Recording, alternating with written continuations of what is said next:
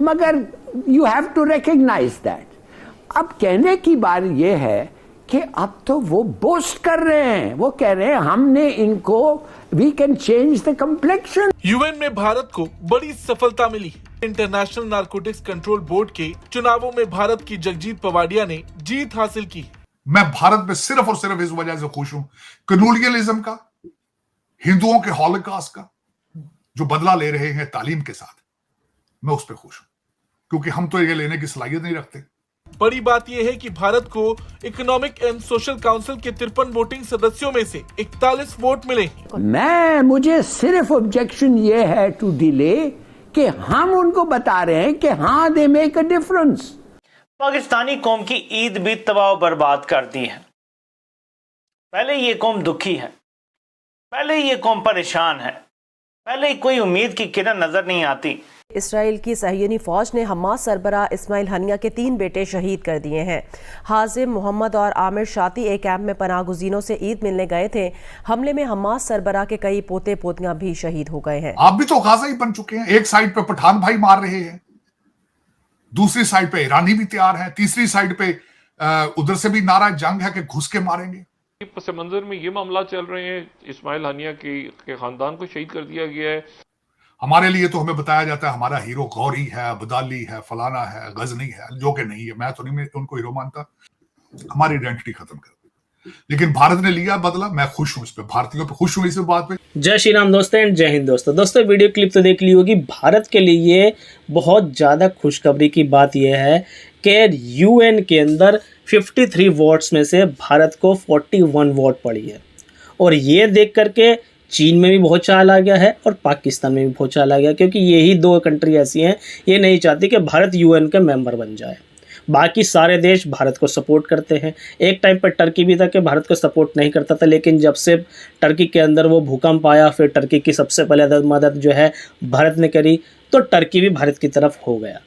लेकिन चाइना और पाकिस्तान ऐसी 2 कंट्रियाँ हैं जो भारत की तरफ बिल्कुल भी नहीं हो सकती, ना ही सपोर्ट कर सकती। अब ये बहुत ज़्यादा जले हुए हैं क्योंकि भारत को 41 जो है वोट मिली है। उसके बाद ये क्या कह रहे हैं, प्लीज़ इनकी बातें सुनते हैं, फिर मिलते हैं वीडियो के बाद। वीडियो पसंद आए तो लाइक शेयर कर देना, चैनल को सब्सक्राइब कर लेना। स्टार्ट करते हैं कि हम पढ़ें लिखें। सबसे बड़ी बात मैं आज गारंटी कर, गाजा का सलूशन मैं आज बता देता हूं। गाजा का सलूशन है, मैं कहता हूं इन फलस्तीनियों को चाहिए कि जिस तरह इजराइल कहता है वैसे कर लें। सर नीचे करके 20 साल अपने बच्चों को मैथ पढ़ा लें, इंग्लिश पढ़ा लें, अपनी कामयाबी के साथ ये रिवेंज ले लें। मैं भारत में सिर्फ और सिर्फ इस वजह से खुश हूं, कम्युनलिज्म का, हिंदुओं के हॉलोकॉस्ट का जो बदला ले रहे हैं तालीम के साथ, मैं उस पर खुश हूं, क्योंकि हम तो ये लेने की सलाहियत नहीं रखते। हमारे लिए तो हमें बताया जाता है हमारा हीरो गौरी है, अब्दाली है, फलाना है, गजनी है, जो कि नहीं है। मैं तो नहीं उनको हीरो मानता। ओप्रेसर थे, हमें इन्वेडर थे, मारते रहे, हमारा कल्चर तबाह कर दिया उन्होंने, हमारी आइडेंटिटी खत्म कर दी। लेकिन भारत ने लिया बदला, मैं खुश हूं इस पे, भारतीयों पे खुश हूं इस बात पे। मेरी नजर में भारत को चाहिए कि अपना सर नीचे करके तरक्की की तरफ जाता जाए।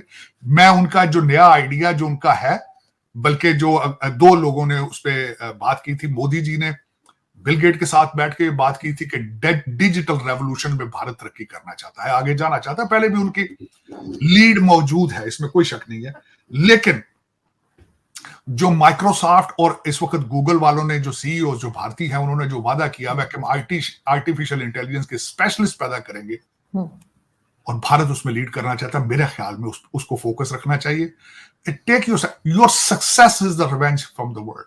दिस इज आपकी तरक्की, आपकी कामयाबी, ये सबसे बड़ा इंतकाम होता है। और मैं that's what I believe in. और मैं चाहूंगा कि पाकिस्तानी और मुसलमान बच्चे भी जो इस वक्त दुनिया में जलीलो ख्वार, मैं इस पे एक और ऐड भी चीज करना चाहूंगा। मैंने एक दफा अपने जूइश फ्रेंड से यहां पूछा, मैंने कहा यार, are you genetically superior than the other humans? Are you how you guys have come to this level कि 15 मिलियन लोग इस वक्त पूरी दुनिया को चला रहे हैं? How it is? उसने एक बड़ी मजे की बात बताई, डॉक्टर था खुद। आरजू आज से ये 25 साल 20 साल, उसने मुझे, पहले की बात है, उसने मुझे कहा कि हम जितना हम इस दुनिया में जलीलो ख्वार हुए हैं, कोई भी कौम इतना जलीलो ख्वार होगी तो वो तरक्की कर जाएगी। मेरा ख्याल है कि मुझे लग रहा है कि जिस तरीके से हम जलीलो ख्वार हो रहे हैं 2 बिलियन, मैं तो खैर बड़े अरसे से पाकिस्तान के लिए भी यही समझता था कि अब इससे नीचे नहीं जाएगा, इसके बाद रिबाउंड पे आके ऊपर आना शुरू हो जाएगा। इसी तरह से मैं समझ रहा हूं कि आज अगर देखें 33-34 हजार इस वक्त मारे जा चुके हैं फलस्तीनी, और हर कंट्री के, वो तो वहां मारे जा चुके हैं। आप पाकिस्तान के हालात देख लेना, आप अपने हालात देख, जितनी महंगाई होगी आपके मुल्क के अंदर लॉ एंड ऑर्डर खराब होगा, डाके बढ़ेंगे, एक दूसरे पढ़ भी रहे हैं सर, पढ़ रहे हैं, अब तो दूसरा गोश्त खाएंगे।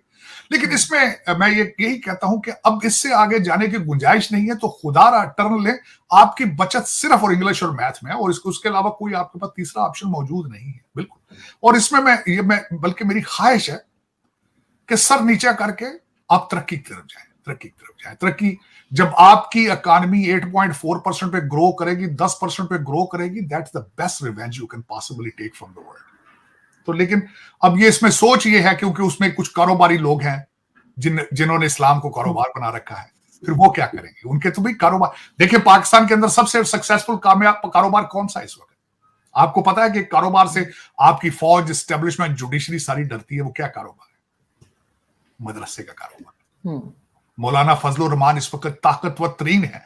मुर्शद ने जेल के अंदर से बैठ के कहा उससे बात करो, क्योंकि वो बच्चे सड़कों पे लाने की सलाहियत रखते हैं।